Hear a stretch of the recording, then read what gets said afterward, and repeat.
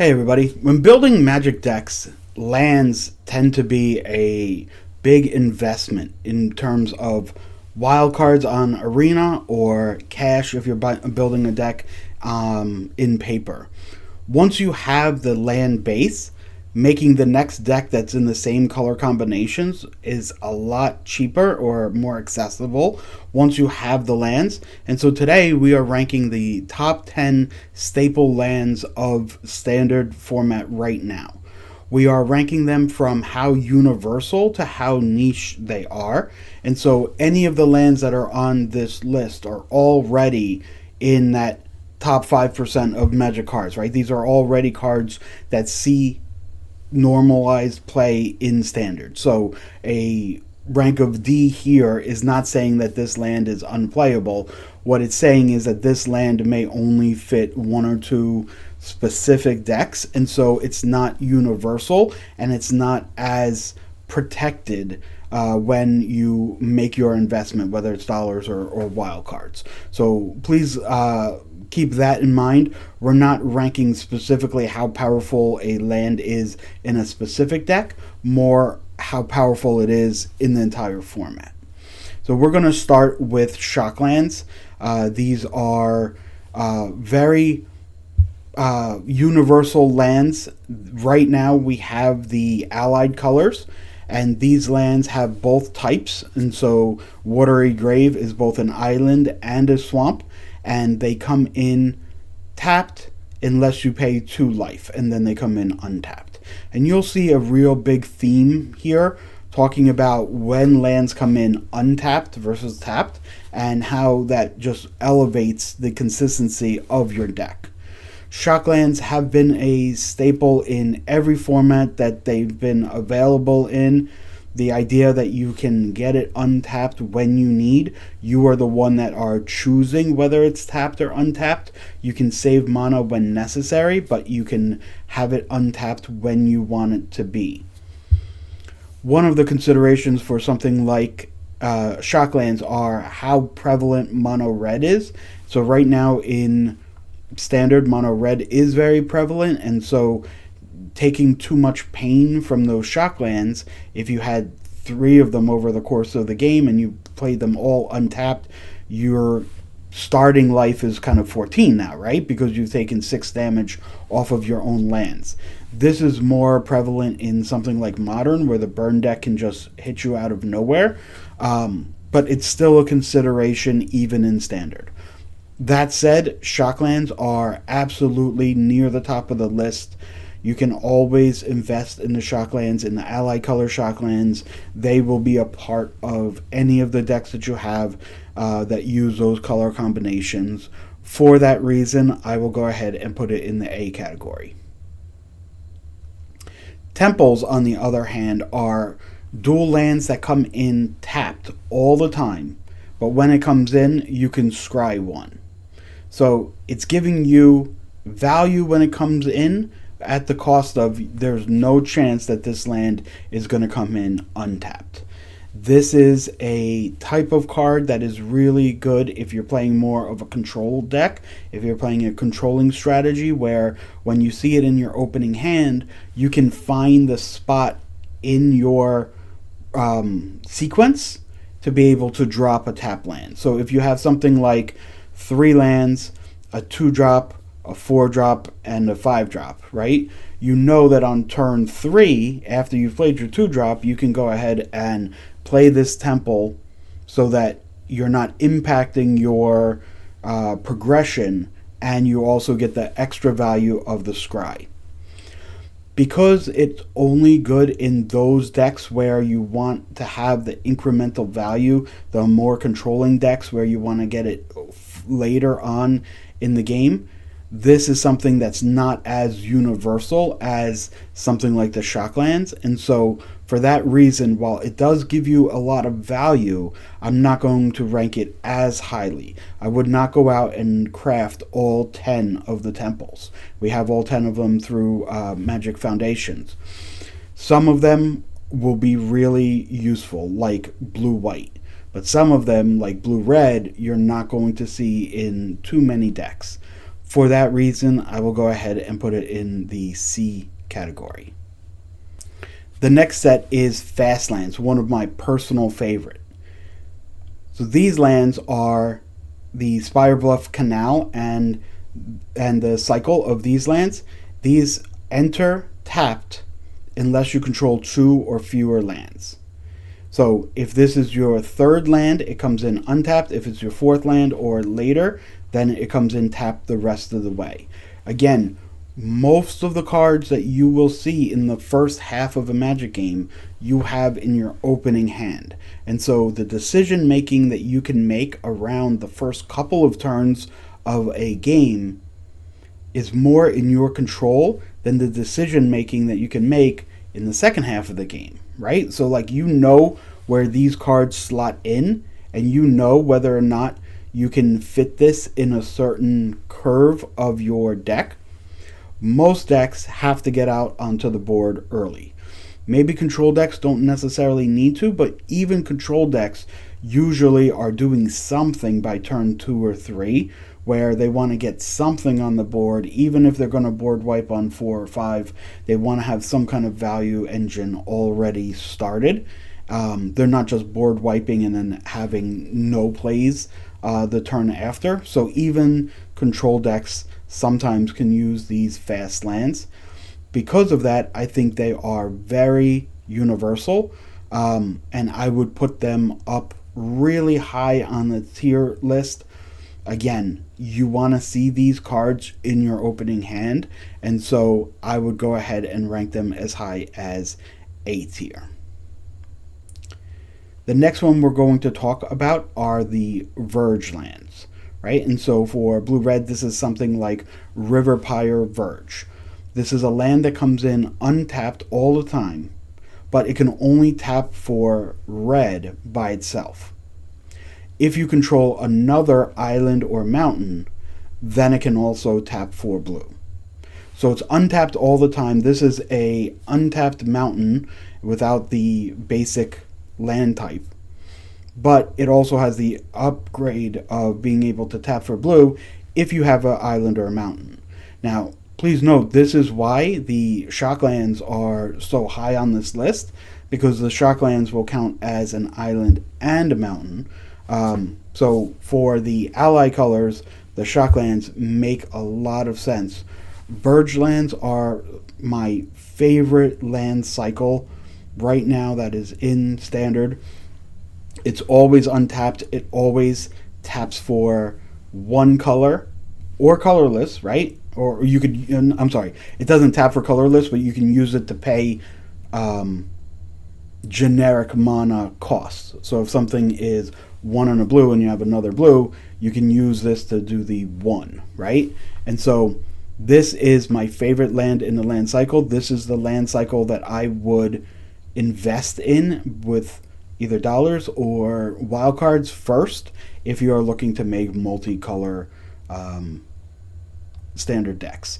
This is an S tier all the way. I love these lands. I'm always happy to see them. I'm happy to see them early. I'm happy to see them late. They themselves do not have the basic land types, but if you're building your deck where anything else in your deck has those basic land types, they just get better and better, and they're a amazing set of lands, a 4 of in a lot of the decks that I make. Next up, we're going to talk about a old favorite that we don't see as much right now. This is Cavern of Souls. So as Cavern of Souls enters, you choose a creature type.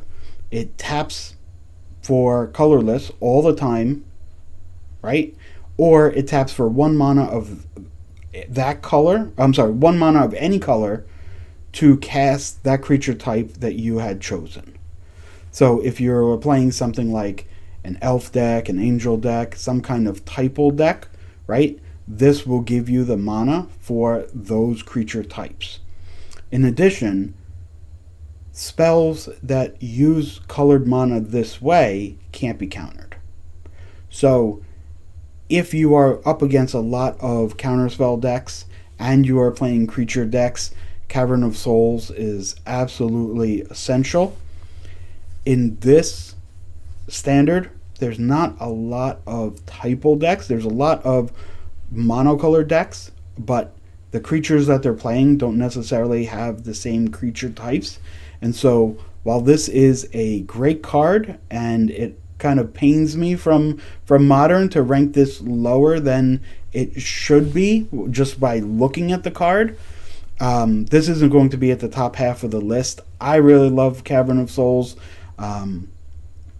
I think it's a great card, and it's really important in some archetypes, but because it's not universal, I am going to have to go and rank it in the D tier. Again, that's not in any way saying it's a bad card or you shouldn't use the card.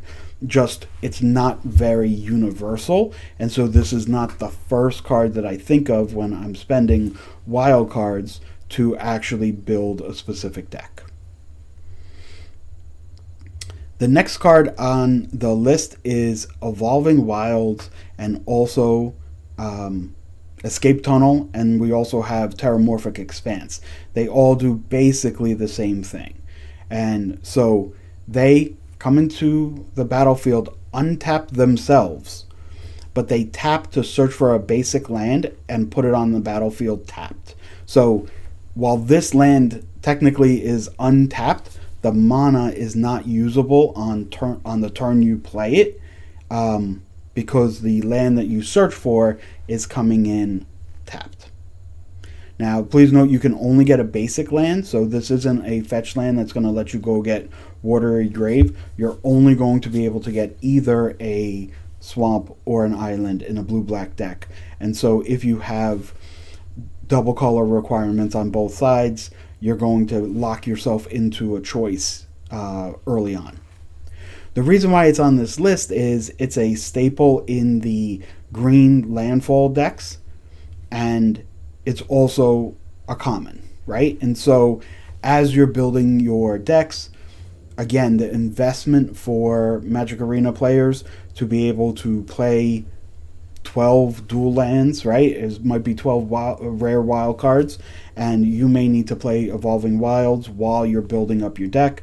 There's no shame in that. We all do it. We've all gone through that part of our Magic collection journey. Eventually, you will invest in those lands that you need, and then you'll have them for all of your decks.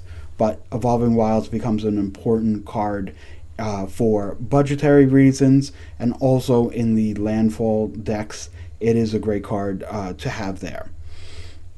For that reason, while it's not in a lot of decks when you have them fully powered, I am going to rank this in the C tier. This is a card that is in multiple decks and multiple budget versions of multiple decks.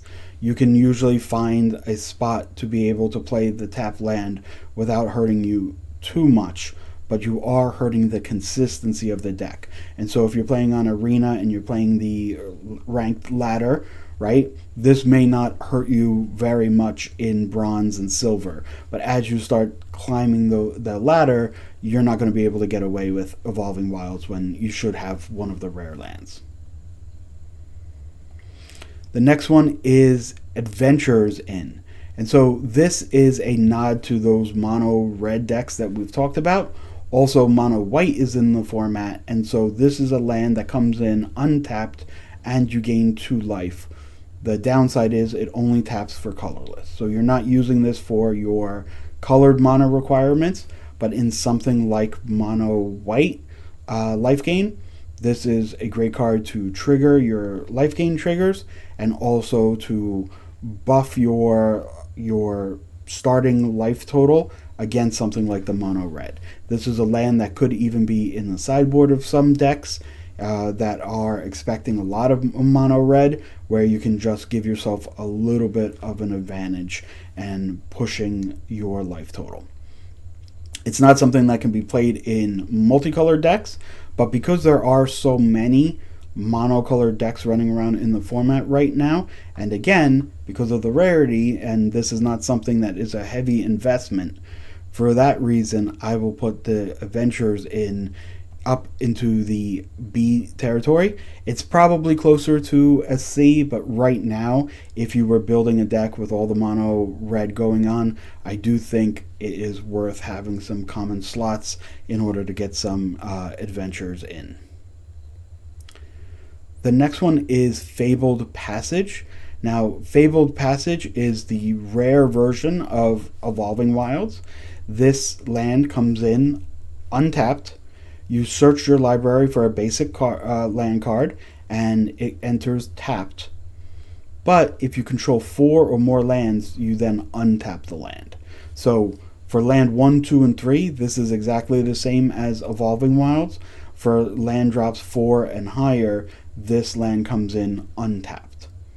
So for the upside, it is absolutely strictly better than Evolving Wilds and should be ranked higher, but you do have the commitment of spending 4 more rare wild cards in order to craft 4 of these. So yes, it is better. How much better in the deck that you are playing really is up to you to decide whether or not you want to make the investment. It's certainly not the first rare wildcards that I'm willing to invest in a deck, but I would go ahead and have them crafted. I do have them crafted. If you are playing landfall triggers, right, it makes it a little bit easier. I gave Evolving Wilds a C, and so Fabled Passage would then have to be in the B tier. Another card that's seeing a lot of play right now is Soulstone Sanctuary. This is an untapped land. It taps for colorless, and you can pay 4 mana for this land to become a 3/3 creature with vigilance, and it is still a land. It also has all creature types if that is relevant. So this is what we call a man land. This is a land that becomes a creature later on in the game. Because there are so many monocolored decks, most decks have a couple of spots that they can devote to something like Soulstone Sanctuary. This is a great card to hedge against something like a board wipe if you're playing mono red. Depending on if you are playing those double red cards, that seems to be a sticking point for whether or not you should be playing many of these cards. But when you are board wiped, you can always untap the next turn, turn this into a 3/3 creature with vigilance, keep the pressure on, and again, the vigilance means even after you attack, as long as your card survived the attack, you can then tap it for mana after your attack. This is a staple of the format for sure, and I think it is something that is worthy of your investment. I would question how many decks get to play 4 of them, right? So look at your mana requirements. If you have a lot of double color requirements in your mono colored deck, I do think that 4 is probably the wrong answer. I think the answer is somewhere around 2 or 3.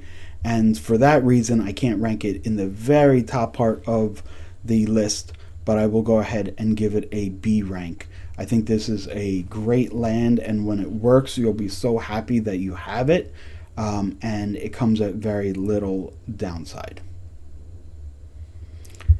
The last staple land that we're going to talk about today is Starting Town. This is a card from Final Fantasy. It enters tapped unless it's your first, second, or third turn of the game. It taps for colorless, or you can tap it to pay 1 life and add 1 mana of any color. So it is a land that eventually, for whatever downside, will be able to tap for any color. It comes in untapped on turn 1, 2, and 3 of the game. And there is a slight upside with paying the life for some of the mono white life gain decks. Something like Essence Chandler needs you to have lost some life, and you get another trigger off of that. But I think that a lot of decks use this just for being able to be untapped and cast any color of mana on the first 3 turns If you're playing something that's even more than 2 colors, if you're playing any of the 3-color decks, I think it's essential. For that reason, in the tier maker list, we are going to rank it pretty high. I'm going to go ahead and give this an A tier. I think it's right underneath some of the other lands that we talked about, like the fast lands and the shock lands. And when I'm making a generic deck, I'm not looking at individual synergies here, I'm just talking about universal. When I'm making those decks, I'm looking to grab Verge lands, shock lands, fast lands, and a couple of starting towns as kind of my basis for the mana base if I'm playing a 2 or 3 color deck for sure. Let me know what you think your favorite staple lands are for the format. Again, these aren't all the lands that are played. There are other man lands in particular. There are the encampments. There's a couple of other things that are played, but I think I hit the ones that are the most popular. If I missed one of your favorite lands, please put it in the comment below and let me know where you would place it on this list from S to D. How high you think that is for universality, right? For being able to tell a new player that doesn't have a lot of wild cards, or a budget player that doesn't have the funds to just get unlimited number of lands, right? Like where you would place this in importance on building for your deck. If you like this kind of comment, please comment below, give us a like, subscribe. We put out 3 videos every week, and right now we are having a video coming out Monday, Thursday, and Saturday. The tier list videos are usually the Saturday videos, so if you like content like this, please go ahead and subscribe now. It means the world to us. If you want to support the channel, in the link below there is a link to an Amazon web store. If you shop through this link, whether you buy Magic or anything else, it is free to you. It is no cost at all, but we do get a little percentage kickback to the channel to help keep the lights on. Until next time, I will talk to you later and hope you have a great week. Bye, everybody.